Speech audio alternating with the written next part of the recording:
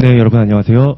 합격의 법학원 관세법 1차 강의를 담당하고 있는 이영호 관사입니다. 반갑습니다. 네, 저는 이제 7월부터 시작되는 합격의 법학원 관세사 1차 강의를 시작하게 되었고요. 기수는 37기이고 우리 합격의 법학원에서 좋은 기회가 생겨서 여러분들과 함께 수업을 할 예정입니다. 오늘은 이제 본격 수업하는 날은 아니고요. 지난번 41회 관사 1차 시험 관세법에 대해서 시험이 어땠는지 한번 총평해보는 시간을 가지려고 합니다. 오늘 강의 봐주시는 분들은 지난 시험을 보고 어땠는지를 복기하시는 분들도 계실 거고, 아니면 아직 관사 시험을 보기 전에 관사 시험이 어떤 정도의 체감 난이도고 어떻게 준비를 해야 되는지 1차 시험을 준비하고 계시는 분들도 계실 것 같습니다. 그런 분들에게 좀 도움이 되고자 지난 시험 때 좀 어떤 식으로 출제가 되었고 요즘 최근에 관세법 1차의 출제 경향은 또 어떤지 그런 분들 위주로 확인해 보겠습니다. 자, 오늘은 문제풀이 시간이 아니기 때문에 각 문제마다 이 문제가 어땠다, 이 문제는 좋았다, 함정이 있어서 어려웠다, 이런 것까지는 보지 않을 거고요.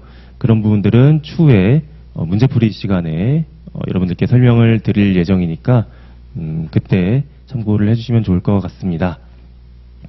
자, 먼저 전체적인 출제가 각 장마다 어떻게 출제되었는지를 한번 확인해 봤는데요. 일단 가장 먼저 보셔야 될 게 우리가 챙길까 말까 좀 계륵 같은 존재인 FTA 특례법이 보통 5문제 정도 나오는데 이번에 6문제까지 나왔다. 한 문제 차이, 큰 차이는 아니지만 이런 시험을 보면서 생각보다 FTA 특례법이 비율이 많네 하면서 준비를 안 하셨던 분들은 괜히 좀 마음이 불안하고 그럴 수 있어요. 예.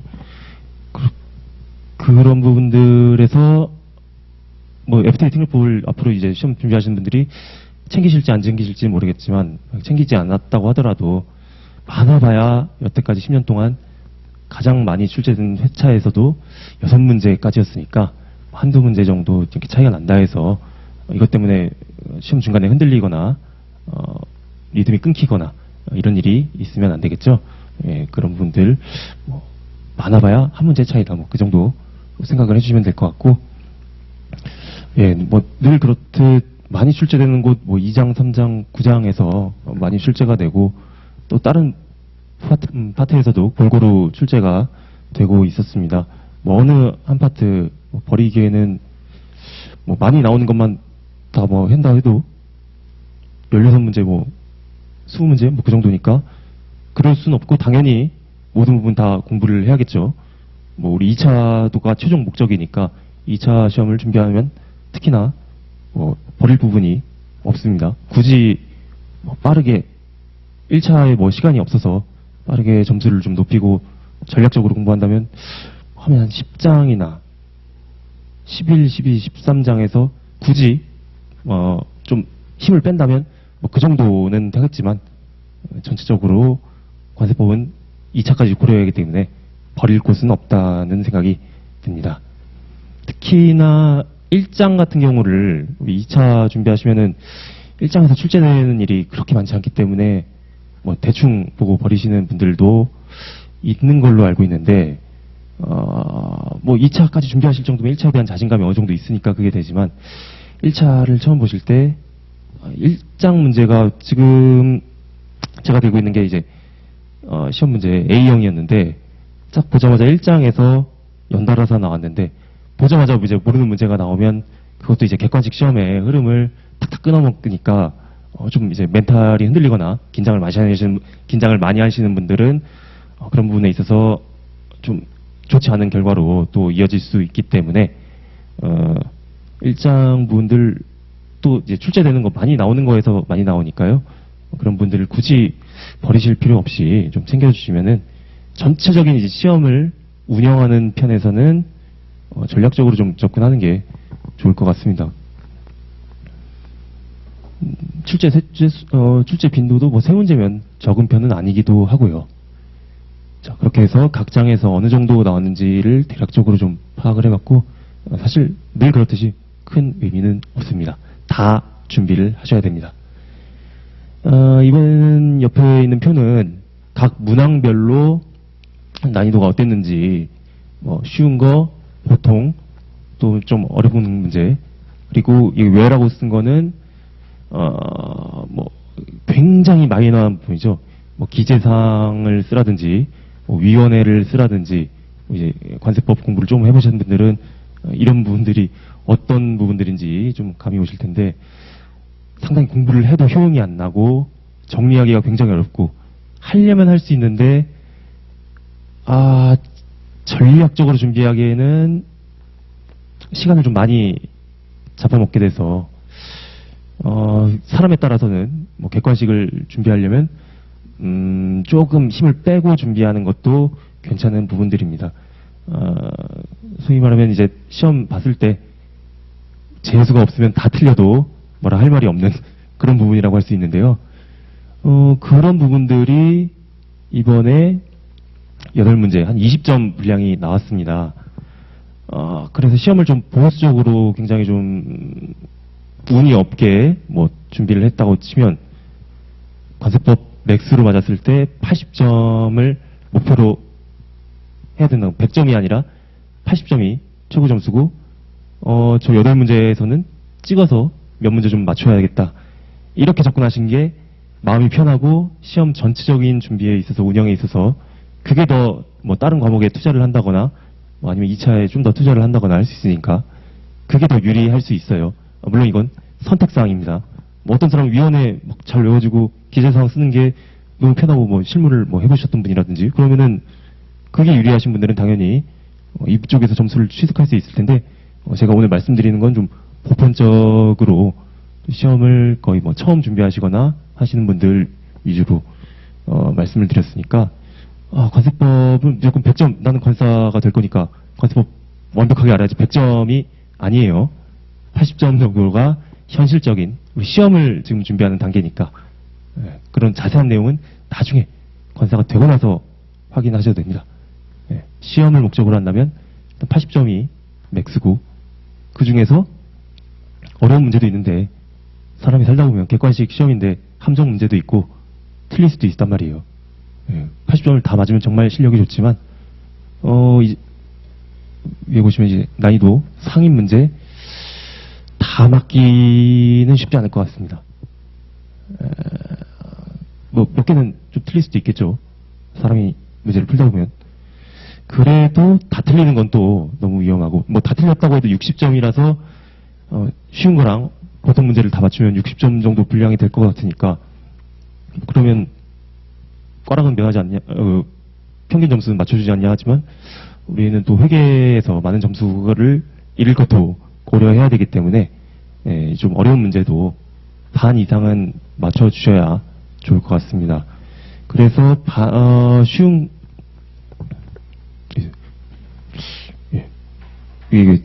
쉬운 문제, 중간 문제 다 맞춰주시고, 뭐 틀리더라도 뭐 한두 개 틀려주시고, 좀 어려운 문제에서 반 이상 맞춰주시고, 또 여기서 찍은 거 몇 개 맞춰주시면 한 70점대, 75점 안팎으로 점수를 맞아주시면 공부 열심히 했고 잘 점수가 나온 거라고 저는 생각이 됩니다. 물론 그 이상 맞으시면 더 좋겠지만, 너무 또 이제 관습법만 하다가 회계에서 꽈락이 나오면 안 되겠죠.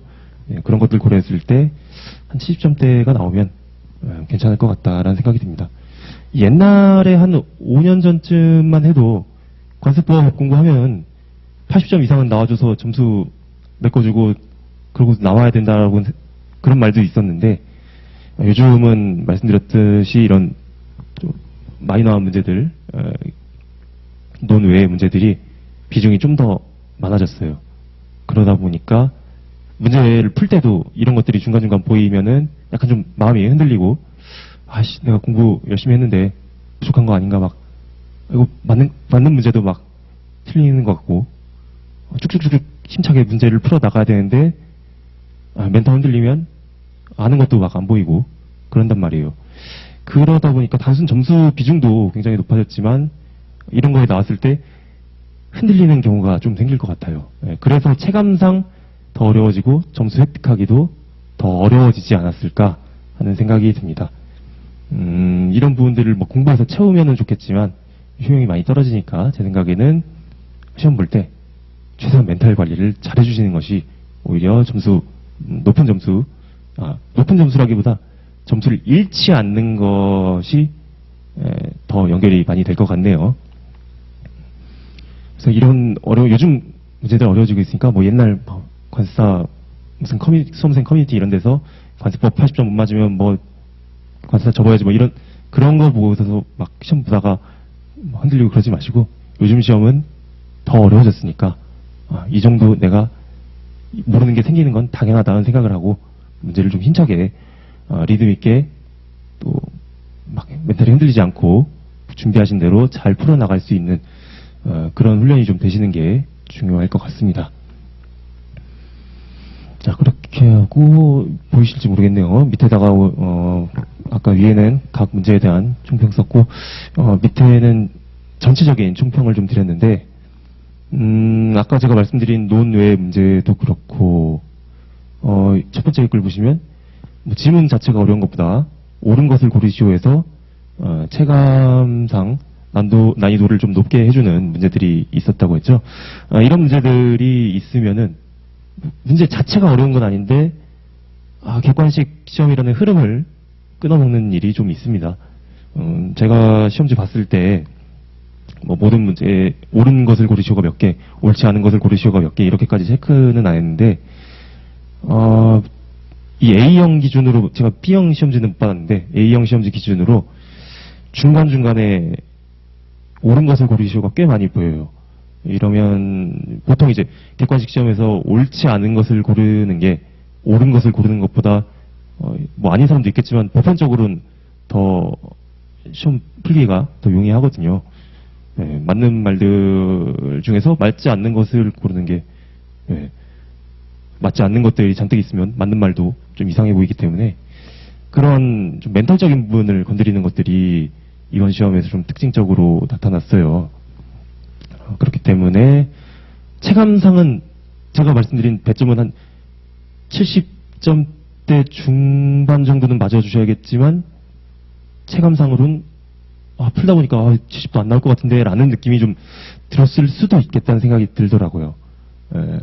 근데 여러분들은 나중에 이제 시험을 지금은 아직 당연히 준비하시는 단계니까 부족하겠지만 시험장에 들어갔을 때쯤 되면 이런 부분들도 좀 주의를 해서 준비를 많이 하셨을 텐데 당연히 잘 풀고 있다라는 생각을 하고 쭉쭉 가셔야 됩니다. 시험장에서 아닌 것 같은데 하면서 가면 쭉 말리고 그런다고 해서 도움 되는 게 없습니다.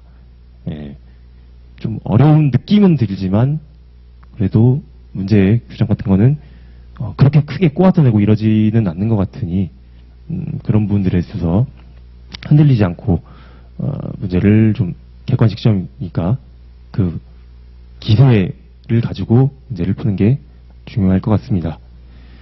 그리고 아까도 말씀드렸던 뭐 위원회나 기재사항 같은 뭐 아니면 관세법 10장 같은 부분도 좀 마이너 하잖아요. 그런 쪽에서 모두 챙기기에 효용이 떨어지는 문제가 20점 분량이 있었다. 이것도 아까 첫 번째 말했던 것처럼 시험의 흐름을 끊기게 하는데도 영향이 있고 실제로 이런 것들의 배점도 점점 높아지고 있으니 전략적으로 준비하시는 분들은 말씀드렸듯이 좀 이런 부분은 놔주어야겠다라고 생각하시거나 아니면 좀 나는 시간이 충분히 여유가 있고 뭐 해보니까 위원회나 뭐 기재사항 이런 부분들도 정리가 좀 잘 되고 할만하다 하시는 분들은 뭐 이런 쪽에서 점수를 좀 획득하시면 좋겠죠. 근데 아마 보편적으로는 이쪽에서 점수를 많이 잃을 거기 때문에 이런 게 나왔다 하더라도 원래 관세법 다 맞아도 80점 그 이상은 보너스 같은 느낌이라고 생각하고 긍정적으로 문제를 좀 푸셔야 됩니다. 자, 그리고 마지막으로 제가 드린 게 아까 같은 이런 효용 떨어지는 문제와 FTA 등 그럼에도 불구하고 점수를 좀 더 많이 받아야 될 경우도 있을 거잖아요. 진짜 회계에서 꽈락을 40점을 넘길까 말까 간당간당하면 관세법, 뭐 무형영어랑 내국소득세법도 좀 한 60점 나올 것 같고 그냥 그렇다. 다른 거에서 채우기가 어려우면 관세법에서 많이 채워줘야 되니까 그런 경우에 있으신 분들은 이런 효용이 많이 떨어지는 부분을 챙길 것이냐 아니면 FTA 특례법을 좀 더 팔 것이냐 둘 중에 효용 떨어진 문제랑 FTA 특례법이랑 둘 중에서 자기한테 좀 더 맞는 걸 많이 하세요. 예. 둘 다 많이들 버리시는데 그러면 둘 중에 하나 둘 다 챙기는 건 뭐 100점 맞는 건 너무 욕심이고 효용 떨어지는 거나 FTA 특례법 둘 중에 하나 챙겨주시면 그래서 80점대 이상은 나올 것 같습니다. 저는 개인적으로는 FTA 특례법을 챙기는 게 좀 더 나을 것 같아요. 뭐 효용이 떨어지는 문제는 예를 들어 3시간을 투자하면 2문제를 맞출까 라고 치면 FTA 특례법은 3시간을 투자하면 3문제 이상은 맞출 수 있을 것 같습니다. 또 나오는 것들에서 많이 나오기 때문에 FTA 특례법 뭐 시험을 준비하는데 이제 다른 과목들과 한 비교했을 때 관세법에서 점수를 좀 80점 이상 맞아야겠다 하시는 분들은 선택하시고 개인적으로는 FTA 특례법이 좀 더 낫지 않나 생각이 듭니다. 예, 이거는 아마 여러분들이 다시 이제 25년에 1차 시험 직전쯤 됐을 때 느껴질 거예요. 그때까지 가면은 좀 늦으니까 그 전에 FTA 특례법을 그냥 스킵하지 말고 뭐 요약본이라도 한번 쭉 보고 가주시면 좋을 것 같습니다. 자, 일단 오늘 제가 준비한 총평은 여기까지고요. 지난 시험 보셨던 분들은 굉장히 수고 많으셨고 뭐 시험 채점 했을 때 합격하신 분들은 2차를 또 열심히 준비해 주시면 좋겠습니다. 우리 합격의 법학원에 또 좋은 선생님들 함께 하고 계시니까 같이 준비를 해주시고요. 또 뭐 1차를 아쉽게 떨어지신 분들이나 이번에 1차를 새롭게 25년 준비를 하고 계신 분들은 역시나 충분히 좀 휴식하신 다음에 저희와 함께 시험을 준비해 주시면 좋을 것 같습니다. 저희 1차는 7월에 기본 강의가 시작될 예정입니다. 그때까지 아직 시간이 좀 충분히 있으니까요. 2차를 미리 보시는 것도 괜찮을 것 같고 아니면 좀 1차만 먼저 준비하시면 해야 되는 상황이시면 충분히 좀 휴식을 취하시든지 하시면서 본격적인 시험 7월 이후에 본격적으로 시험 준비가 들어가면 그때부터는 여러분들 쉴 시간이 없습니다.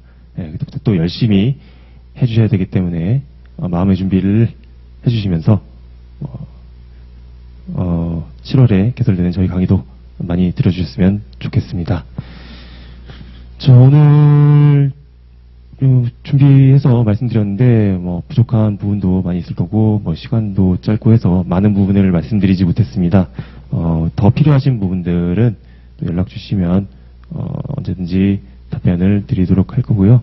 또 개설되는 우리 강의에서 저에게 질문 주셔도 되고 다른 선생님들께도 도움을 요청하시면 필요하신 내용 언제든지 말씀드리도록 하겠습니다. 그럼 이것으로 오늘 24년 40일의 관세사 1차 관세법 강의 총평을 마치겠습니다. 감사합니다. 수험생 여러분 안녕하십니까? 저는 합격의 법학원에서 관세사 1차 무형영어 과목을 강의하고 있는 유태균이라고 합니다. 3월에 시행됐던 저희 1차 시험, 40일의 1차 시험 무형영어 과목에 대해서 이제 기출 간략하게 해설하고 총평한 뒤에 그렇다면 이 다음부터는 우리가 또 어떻게 대비를 해야 될까라는 내용에 대해서 간략하게 강의를 준비해 보았습니다. 우선은 시험 치르느라 고생 많으셨을 것 같고요. 비단 올해 수험생분들뿐 아니라 또 내년을 생각하시는 수험생분들, 예비 수험생분들도 이제 기출 내용을 좀 꼼꼼하게 분석을 하고 그를 통해서 최근 기출 트렌드를 확인해야 우리가 어떤 방향으로 공부를 해야 할지를 명확하게 갈피를 잡을 수 있기 때문에 본 영상이 좀 도움이 됐으면 좋겠습니다. 요게 이제 이번의 문제들, 기출 문제들이 어느 분야에서, 어느 협약에서 출제가 되었는지를 정리를 해봤어요. 저희가 보통 3대 협약이라고 많이 부르는 CISG, UCP, 인코텀스에서 지금 나온 문항이 15개, 6개, 그러니까 21문제.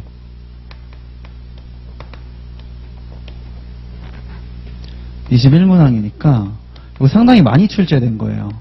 과반수를 넘는 문제가 출제됐기 때문에 출제가 많이 이루어졌다라고 볼 수 있어요. 보통 우리가 그 무형영어 시험, 관세사 무형영어 시험에 대한 난이도를 판단하는 기준 중에 하나가 3대 협약에서 얼마나 많은 문항이 출제가 되었느냐를 기준으로 하고 있어요. 그런데 이번 시험에서 21문항이면 과반수를 넘게 출제됐기 때문에 문제가 좀 쉬웠나라고 생각을 할 수도 있는데요. 저는 그렇게 생각하지는 않아요. 왜냐하면 아까도 말씀드렸지만 기존에 우리가 주로 연습을 하던 틀린 그림 찾기 형식의 무형영어, 긍정 부정을 바꾼다든지 당사자를 바꾼다든지 그런 식의 약간 단순한 그런 형태를 벗어나서 이번에는 유사한 단어를 다른 단어로 바꿔놓는 식의 선지들을 많이 만들어 놨던 것 같아요. 예를 들어서 아까 envelope와 letter 이런 애들, 또는 cost와 carriage 이런 애들이 있었기 때문에 저는 3대 협약 안에서도 문제가 상당히 어렵게 출제된 편이라고 생각을 합니다. 다만 UCP는 상대적으로 쉬웠어요. UCP는 상대적으로 평이했다.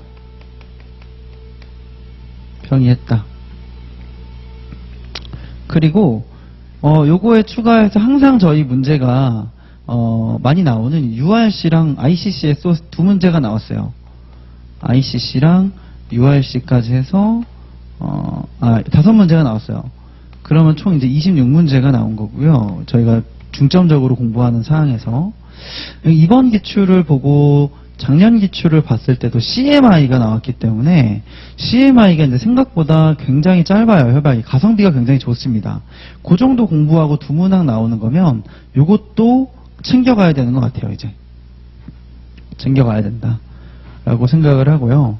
나머지 운송은 이제 이번에는 2개만 나왔지만 협약들이 굉장히 많지 않습니까? 헤이그도 있고 함부르크도 있고 많기 때문에 그것들을 일일이 저희가 다 살펴보는 것은 어렵겠지만 CMI가 요즘에 조금 잘 나온다라는 거는 좀 유의를 해주셨으면 좋겠습니다. 그리고 여기 일반 무형 분야가 6문항 정도 출제가 됐고요. 그래서 기본적으로 드는 생각은 3대 협약 비중이 높았습니다. 3대 협약 비중이 높았습니다. 그렇지만 아까 말씀드렸던 대로 쉽지가 않았다. 어려웠어요. 그래서 특히 우리가 사실 공부를 할 때 3대 협약을 집중적으로 공부를 하기 때문에 3대 협약 문제가 나왔다. 그러면 이제 좀 마음이 들뜹니다. 나 이거 잘 맞춰야 돼. 근데 선지를 한번 쭉 읽었는데 답이 잘 안 보여. 그럼 불안해지겠죠. 그렇기 때문에 실제 문제 난이도도 높았지만 심리적인 체감 난이도가 굉장히 높았을 것 같아요. 3대 협약에서 출제되는 문제들은 다 맞춰야 된다라는 어떤 압박감이 있으셨을 수 있기 때문에 맞춰야 되는 문제를 내가 지금 헷갈려 하고 있다라는 압박감이 굉장히 컸을 것 같습니다. 그래서 체감 난이도가 굉장히 어려웠을 것 같아요. 결국엔 이거죠. 그럼 우리가 어떻게 대비할까? 어떻게 대비해야 될까? 어려운 내용인데 일단은 문제 유형들이 조금씩 바뀌었어요.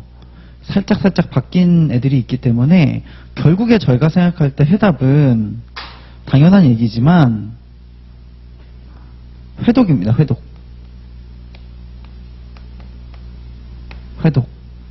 회독수를 늘려야 기본적으로 그 영해의 속도가 빨라져요. 독해 속도가 빨라지기 때문에 올라가서 이제 헷갈리더라도 문장을 한 번 더 읽어볼 수 있는 기회가 생기고요. 그리고 아까처럼 그런 단어 바꿔치기 하는 문제들 있죠. 그런 문제들이 조금 더 수월하실 거예요. 물론 회독을 늘린다고 해서 그것들이 한눈에 확확 들어오진 않을 거예요. 돋보기를 낀 것처럼 정답이 이렇게 손들고 있지는 않겠지만 회독을 늘리다 보면 그 문장에 들어있는 단어가 잘못 들어가 있으면 어색해요. 일단 어색함이 느껴져야 돼요. 이물감이 좀 느껴져야 돼요.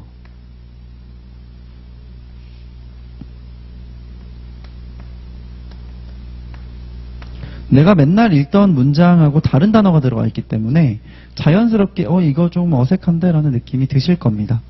그렇게 이해를 하시면 될 것 같아요. 그래서 요거 회독을 좀 늘리면 협약 자체에 대한 회독을 좀 늘리면 될 것 같다라는 게 첫 번째 생각이었고요. 그 다음에는 3대 협약을 우리가 이제 다 맞출 수가 없을 수도 있겠다. 다 맞추는 게 어려울 수도 있겠다라는 생각이 들기 때문에 공부 범위를 레인지를 조금 넓혀야 될 수도 있겠다라는 생각이 들었어요. 그래서 이제 3대 협약만 강조할 게 아니라 항상 출제되는 우리 ICC, URC 그리고 이제 계속 두 문제씩 나오려고 하는 것처럼 보이는 CMI까지 얘네들까지도 이제 3대 협약처럼 잘 챙겨가자라는 게 저의 결론이 되겠습니다. 시험 보시느라 고생 많으셨을 것 같아요. 체감 난이도가 높았을 것 같고, 물론 저희 항상 1차 시험에서 발목을 잡는 게 회계학이기 때문에 무형영어에 대해서 그렇게 큰 부담을 느끼시지 않았던 분들도 계시겠지만 이번 시험은 조금 예년에 비해 어려웠다라고 생각이 됩니다. 어려운 문제 푸시느라고 다들 고생 많이 하셨고요. 이제 올해 시험 이제 끝나고 2차를 준비한 학생도 계실 거고, 이제 내년 시험을 위해서 올해 시험을 풀어보고 이 영상을 보시는 분들도 계시겠지만, 이제 이렇게 말씀드렸던 것처럼 회독을 좀 늘리고 공부의 레인지를 넓혀가는 게 이제 해답이 되지 않을까라고 조심스럽게 생각해 봅니다. 감사합니다. 네, 여러분 안녕하세요. 네, 24년도 41회 1차 내구소비세법 기출문제 총평을 맡은 이평원 세무사라고 합니다. 네, 여러분들 이번에 풀어보시면 알았겠지만 좀 전반적으로 평이한 문제들 위주로 출제가 되었습니다. 네, 세부적으로 좀 살펴보면 부가가치세법, 특히 평을 보니까 계산형 문제가 작년에는 5문제 정도 나왔었는데 3문제 정도밖에 출제가 되지 않았어요. 그리고 게다가 쉬었던 걸로 들었습니다. 그리고 중상 수준의 문제가 1개에서 2문제 정도 서술형 나왔던 것 같고, 이것마저도 모두 평범한 수준의 문제들이었습니다. 그래서 이번에 쉽게 나왔으니까 다음 해에는 조금 더 어렵게 나올 거다 이렇게 생각하시고, 올해 기출문제 정도 수준을 생각하실 게 아니라 내년에 확실히 더 어렵게 나오겠다라고 생각하시고 조금 더 어렵게 공부하시는 게 좋을 것 같습니다. 그리고 개별소비세법, 주세법 같은 경우에도 부가가치세법과 동일하게 평이하게 나왔어요. 네. 개별소비세법에서는 중 이상의 난이도가 한 2문제밖에 안 나왔던 것 같고, 주세법마저도 작년에 이제 문제를 풀어보셨으면 지문들이 겹치는 지문들이 있었어요. 그렇기 때문에 주세법도 출제 문제만 잘 풀어봤다면 여러분들이 가져가실 수 있었겠다 이렇게 생각하시면 됩니다. 해서 일단 출제 경향을 보게 되면요,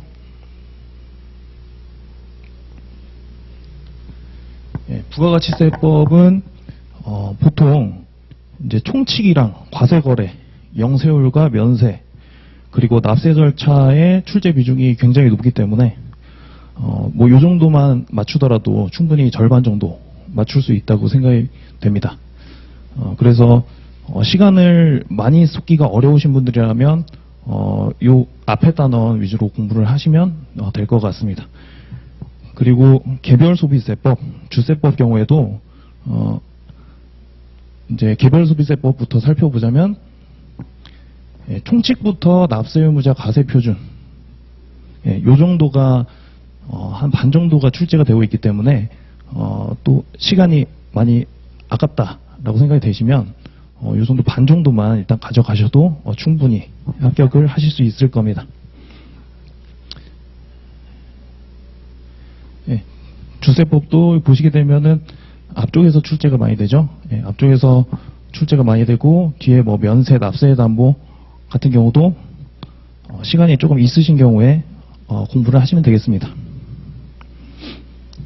예, 해서 합격 전략은 일단은 부가가치세법 같은 경우에 납세하는 절차와 흐름 이런 것들을 먼저 잘 학습하시고 그 다음에 계산 문제를 대비하시는 게 좋을 것 같습니다.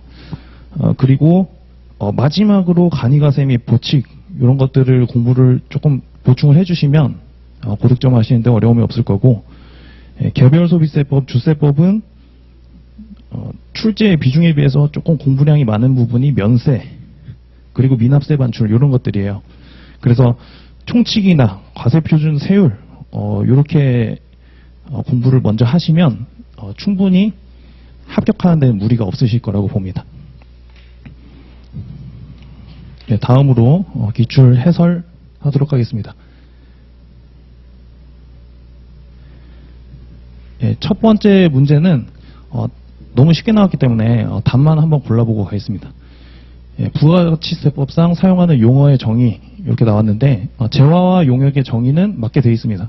근데 3번이 답이죠. 예, 사업자란 영리 목적으로 재화 또는 용역을 공급하는 자가 아니라 영리와 관계없이 영리 목적이 아니라 영리와 관계없이 용역을 공급하는 자를 말하고, 그리고 국가지방자치단체도 따라서 포함이 됩니다.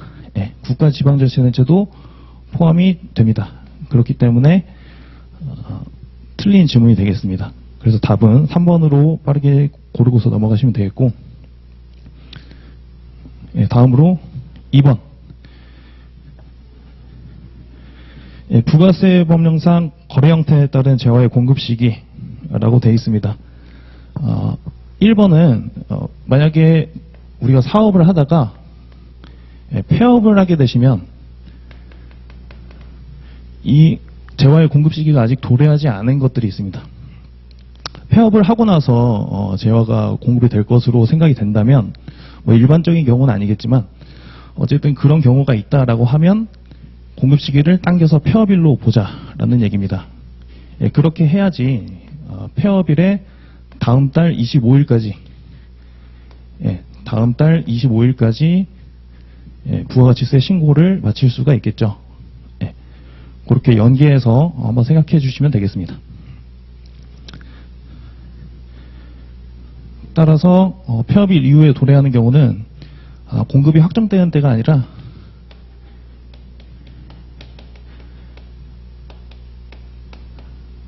폐업일로 하시면 되겠습니다. 두 번째, 반환조건부 판매의 경우 반환조건부 판매 그리고 기한조건부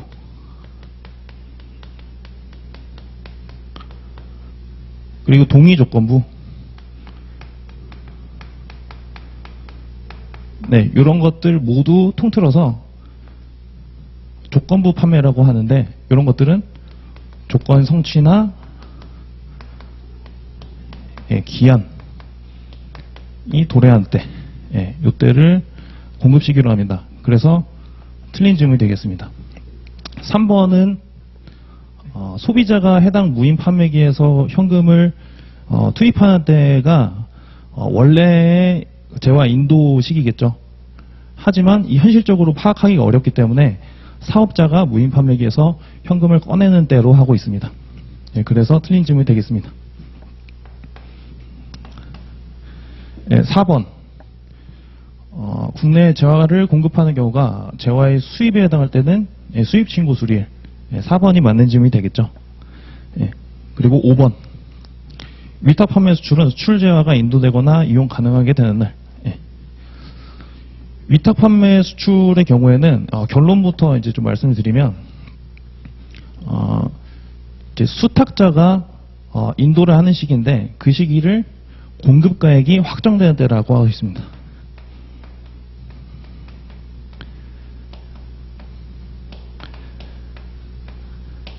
네, 공급가액 확정일로 보시면 되겠습니다. 요거는 10번 문제에서 위탁 판매 수출을 한 번 더 좀 설명을 해드리도록 하겠습니다. 예, 일단은 암기사항으로 정리하시고 넘어가시면 되겠습니다.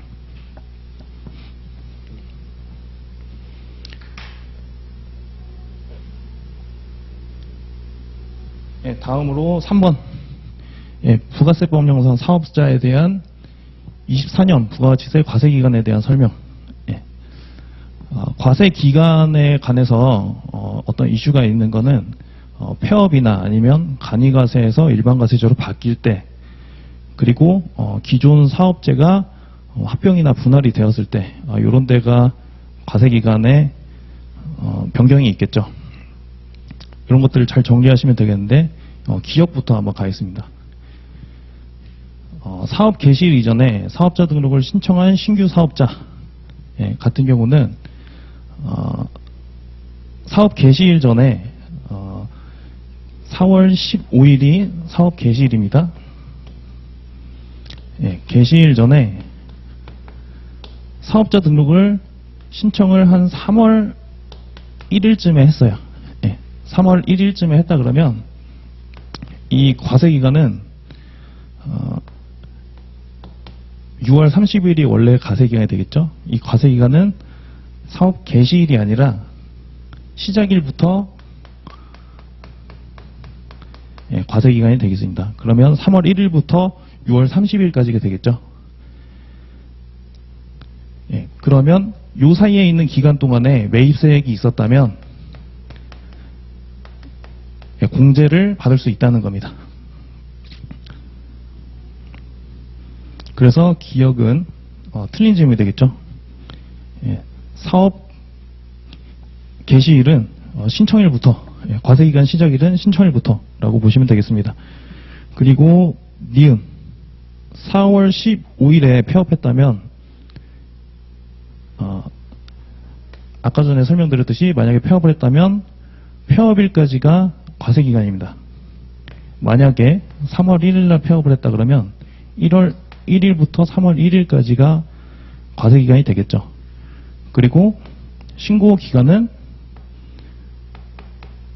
4월 25일, 다음 달인 4월 25일까지 신고를 하여야 됩니다. 그러면 1월 1일부터 4월 15일까지가 최종 과세기간이 맞는 게 되겠습니다.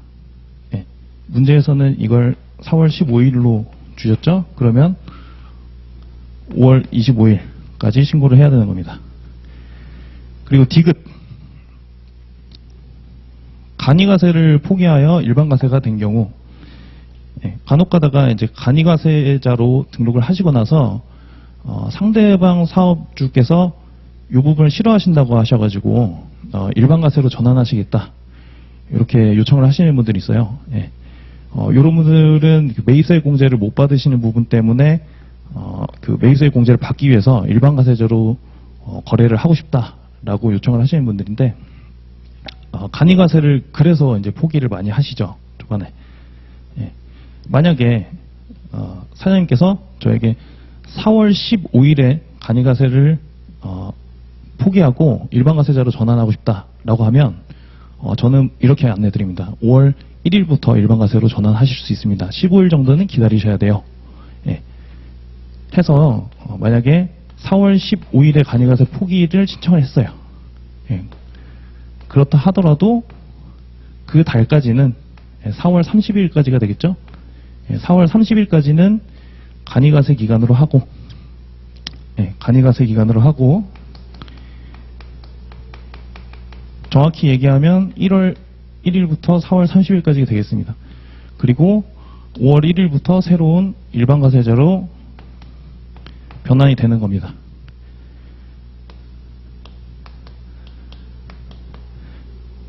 그러면 7월 25일부터는 일반과세로 신고를 다시 하시면 되겠습니다. 그리고 5월 25일, 추가적으로 5월 25일에는 간이과세자로서 부가가치세 신고를 하시면 됩니다.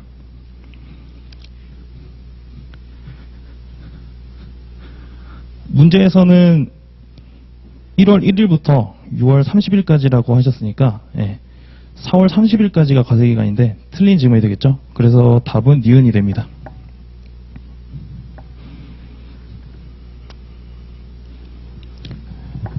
4번 납세지와 사업장에 관한 설명으로 옳지 않은 것은 1번은 맞는 질문 되겠습니다.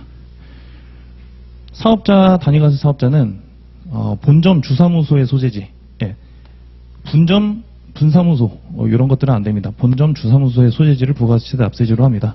맞는 질문이고, 그리고 각종 박람회 등 행사가 개최되는 장소에 개설한 임시사업장 이런 것들은 임시로 개설되는 사업장인데 만약에 신고를 하게 되면 사업장이 아닌 것으로 봐주는 특례입니다. 사업장이 아닌 것으로 본다고 되어 있지는 않고 기존 사업장에 포함되는 걸로 기존 사업장에 포함되는 걸로 하기 때문에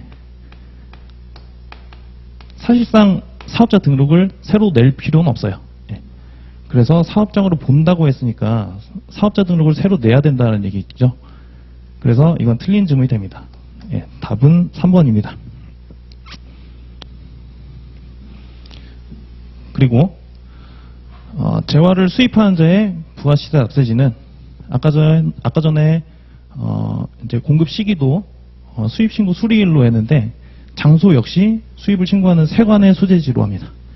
맞는 질문이고, 그리고 5번 사업자가 자기의 사업과 관련해서 생산하거나 취득한 재화, 요거를 자기 생산 취득 재화라고 합니다. 자기 생산 취득 재화를 판매하기 위해서 판매시설을 갖춘 직매장은 사업장으로 봅니다. 여기랑 반대되는 것들, 하치장 이런 것들은 사업장에 들어가지 않겠죠. 비교하면서 공부하시면 되겠습니다.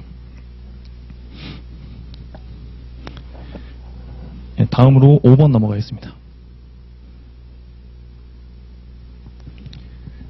부가가치세법령상 사업자 등록에 관한 설명으로 옳은 것은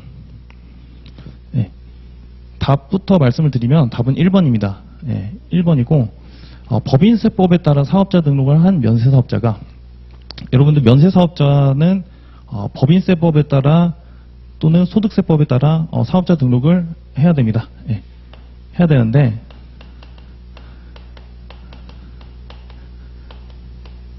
물론 부가가치세법에 따라서 면세사업자로 사업자 등록증을 받겠죠.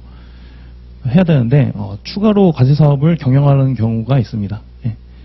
사업자 등록증에 처음에 면세사업자로 받게 되면 그 제목에 면세사업자 등록증이 나옵니다. 근데 사업자 등록증을 고쳐야 되는 경우가 있어요. 과세사업을 추가로 영위해야 되는 경우, 과세사업자를 따로 낼 수도 있고, 과세사업자를 따로 내서 사업자 등록증을 하나 더 받을 수 있는 경우가 있고, 그리고 면세사업자 사업증을 겸용사업자로 다시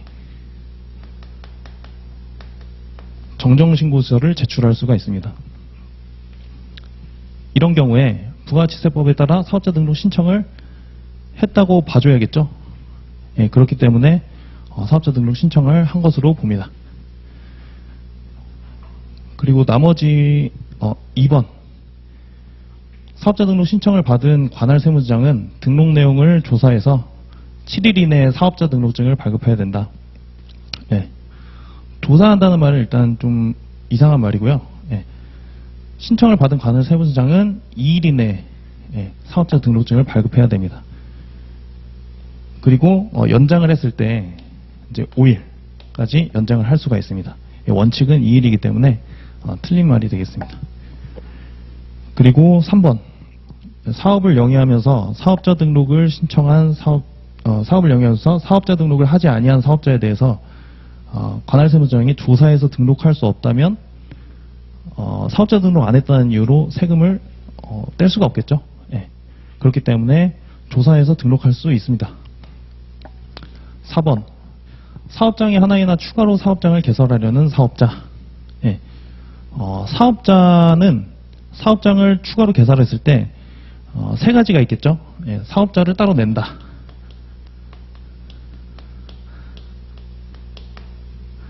그리고 총괄납부 사업이라는 걸 총괄납부 사업자로서 등록을 할 수가 있습니다. 그리고 사업자 단위과세 사업자로 등록을 할 수가 있습니다. 예, 총괄납부 사업자의 경우에는 사업자 등록을 각각 해야 되죠. 예, 각각. 당연히 위에는 각각으로 하셔야 되고, 사업자 단위 과세 사업자는 아까 전에 지문에서 설명드렸듯이 본점 주사무소에 하나의 사업자 등록을 냅니다. 그래서 사업자 단위로 사업자 등록을 해야 된다라는 말도 틀렸고, 그리고 추가 사업장에 별도의 사업자 등록을 할 수 없다. 또 틀린 말이 되겠습니다. 5번. 사업자는 사업자 등록 신청을 반드시 사업장 관할 세무서장에게 해야 하고 다른 세무서장에게 한 경우는 효력이 없다. 예, 전혀 맞지 않는 말이고 사업자 등록 신청을 하게 되면 어느 세무서라도 받아줍니다.